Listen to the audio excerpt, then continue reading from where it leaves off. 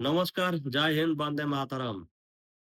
हो सकता है आज हमारा ये जो वीडियो मैं बना रहा हूँ, वीडियो देखकर अमेरिका ने मेरा यूट्यूब चैनल बंद कर दे। तो आज एक बात कहना चाहता हूँ कि जो पूरा दुनिया में 800 करोड़ का आबादी है, 800 करोड़ जनता का आबादी है, क्या ये सेफ है, आजाद है? हम लोग सिर्फ एक आदमी के अलावा। हाँ, मैं बात कर रहा हूँ अमेरिका के राष्ट्रपति ट्रम्प।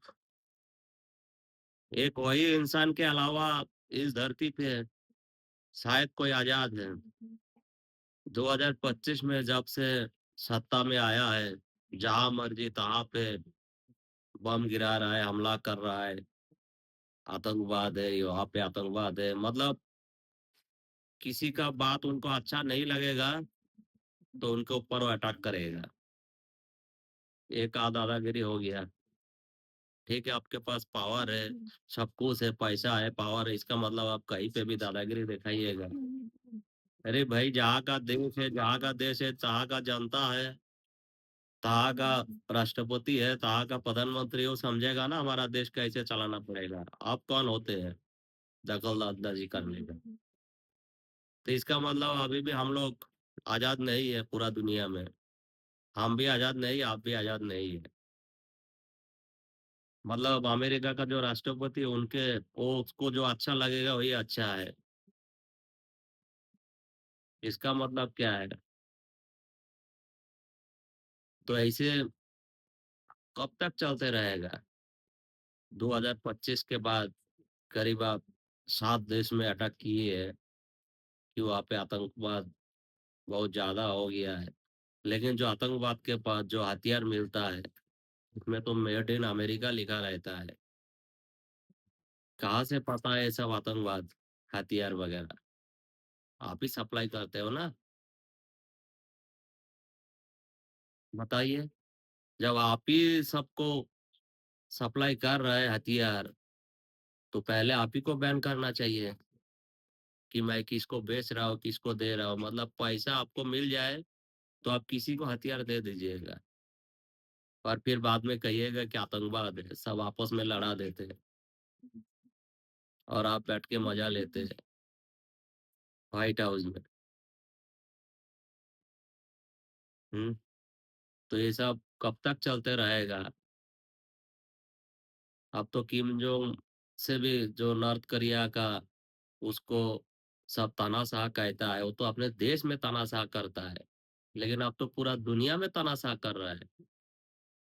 तो आपके पास पावर है, इसलिए आपको कोई विरोध नहीं कर सकता है कि आप भी उसको बम से उड़ा दीजिएगा। इसका मतलब क्या हुआ? आप ही आतंकवाद को बढ़ावा देते हैं, फिर आप ही उसको हथियार वगैरह सप्लाई करते हैं, फिर आप ही उसी देश के अंदर लड़ा भिड़ा के कि हमारा हथियार बिके, हम पावरफुल बने। अभी पूरा दुनिया में हाहाकार मचा है सिर्फ आप ही के चलते। जो बात प्रेम से समझाया जाता है, तो वो बात प्रेम से समझाया जा सकता था। दोनों देश में आपस में लड़ा दिए, वहां का जनता का क्या कसूर है?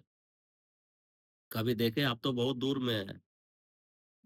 जब आपके वहां पे 2-4 मिसाइल गिरा होता तो आपको पता चलता ना। कम से कम जनता के बारे में आप सोच लिए होते कि कैसे भी गुजर रहा है ईरान और इजराइल का जो जनता है, जो आम नागरिक है, उनके बारे में भी आप नहीं सोचे हैं। बस आपका दादागिरी दिखाना है। तो सबको आप आपस में प्रेम से समझा सकते थे।